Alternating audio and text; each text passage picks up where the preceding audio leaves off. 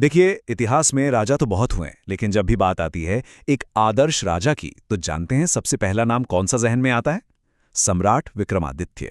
तो आज हम यही समझने वाले हैं कि उनकी कहानी सिर्फ एक शासक की कहानी क्यों नहीं है, बल्कि भारत के सबसे बड़े आदर्शों में से एक की गाथा है। ये लाइन सिर्फ एक अच्छा विचार नहीं है, बल्कि ये वो बुनियाद है जिस पर विक्रमादित्य का पूरा शासन टिका था। धर्म, नीति और प्रजा का कल्याण। चलिए देखते हैं कि उन्होंने इन 3 शब्दों को असलियत में कैसे बदला। तो आज के इस सफर में हम क्या क्या देखने वाले हैं? सबसे पहले विक्रमादित्य का एक परिचय, फिर जानेंगे कि उनका साम्राज्य कैसे बना और फैला। इसके बाद उनके ज्ञान और न्याय के सुनहरे दौर की बात करेंगे, और हाँ, विक्रम और बेताल की मशहूर कथा को भी समझेंगे। और आखिर में हम देखेंगे कि उनकी विरासत आज भी हमारे लिए इतनी मायने क्यों रखती है। तो हमारी कहानी शुरू होती है प्राचीन भारत के दिल अवंतिका से, जिसे आज हम उज्जैन के नाम से जानते हैं। ये सिर्फ एक राजधानी नहीं थी, बल्कि उस दौर का एक ऐसा जगमगाता हुआ सेंटर था जहां ज्ञान, संस्कृति और व्यापार सब एक साथ फल फूल रहे थे। जरा सोचिए, एक ऐसा राज्य जहां हर कोई खुश है, सुरक्षित है। विक्रमादित्य का शासनकाल कुछ ऐसा ही था।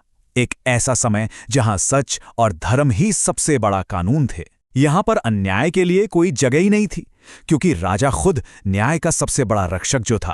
लेकिन सवाल ये उठता है कि इतना आदर्श राज्य बना कैसे?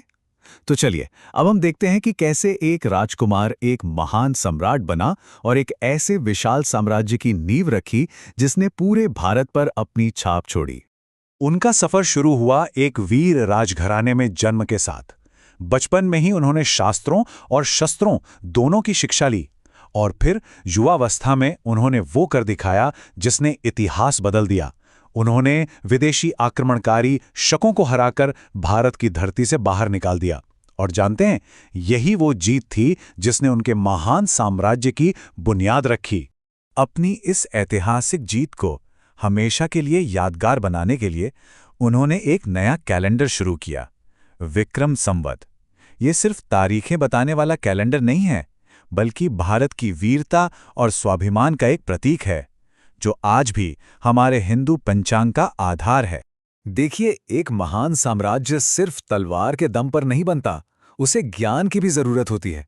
और यहीं पर विक्रमादित्य का शासनकाल एक सुनहरा दौर बन जाता है, जिसका दिल थी उनकी विश्व प्रसिद्ध नवरत्न सभा। जी हां, 9। ये कोई आम सलाहकार नहीं थे। ये थे अपने अपने फील्ड के 9 सबसे बड़े विद्वान, जिन्होंने उनके दरबार की शोभा बढ़ाई और उनके शासन को ज्ञान से भर दिया। और ये सभा वाकई असाधारण थी। इसमें महाकवि कालिदास जैसे साहित्यकार थे, तो वराहमिहिर जैसे खगोल शास्त्री भी, आयुर्वेद के जनक धन्वंतरी जैसे चिकित्सक भी शामिल थे। मतलब आर्ट्स, साइंस, पॉलिटिक्स, ऐसा कोई फील्ड ही नहीं था जिसका कोई जीनियस वहां मौजूद ना हो। आप कह सकते हैं कि ये उस जमाने की सबसे बड़ी थिंक टैंक थी। ज्ञान तो था ही, पर उनके शासन की दूसरी सबसे बड़ी पहचान थी न्याय। कहा जाता है कि वो अपनी प्रजा की हर एक समस्या को बिना किसी देरी के खुद सुनते थे। उनके लिए सच की रक्षा से बढ़कर और कुछ नहीं था, चाहे उसके लिए उन्हें खुद को ही दांव पर क्यों ना लगाना पड़ जाए। पर उनकी बुद्धिमानी और हिम्मत की परीक्षा सिर्फ जंग के मैदान या राज दरबार में नहीं हुई। चलिए अब उनकी कहानी के सबसे दिलचस्प और रहस्यमयी हिस्से की तरफ बढ़ते हैं, विक्रम और बेताल की वो अमर कथा। एक रहस्यमयी पहेली, एक अजीब सी शर्त और एक ऐसा सम्राट जो किसी भी चुनौती से घबराता नहीं है। यही तो वो मसाला है जो विक्रम बेताल की कहानियों को आज भी इतना दिलचस्प बनाता है ना? अच्छा, तो इन कहानियों का ना एक बड़ा ही अनोखा पैटर्न था। होता यह था कि एक तांत्रिक के कहने पर विक्रम एक शव को लाने जाते हैं, जिस पर बेताल यानी एक आत्मा का कब्जा होता है।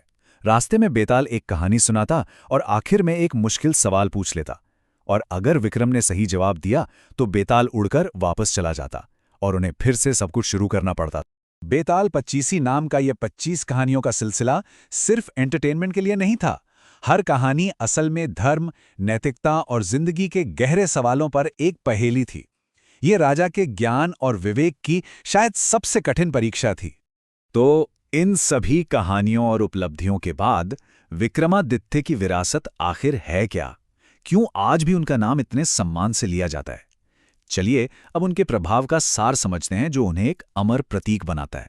देखिए, उनकी विरासत की कई परतें हैं। एक तरफ उन्होंने भारतीय संस्कृति और साहित्य को बहुत ऊंचाइयों पर पहुंचाया।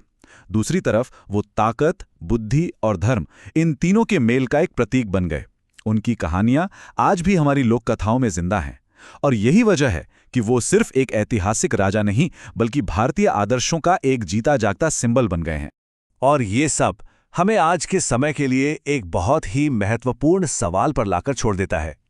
एक आदर्श शासक के जो गुण विक्रमादित्य ने दिखाए, जैसे न्याय करना, ज्ञान का सम्मान करना और प्रजा के कल्याण को सबसे ऊपर रखना, सोचिए ये गुण आज की दुनिया में कितने जरूरी हैं। इस पर विचार करना बहुत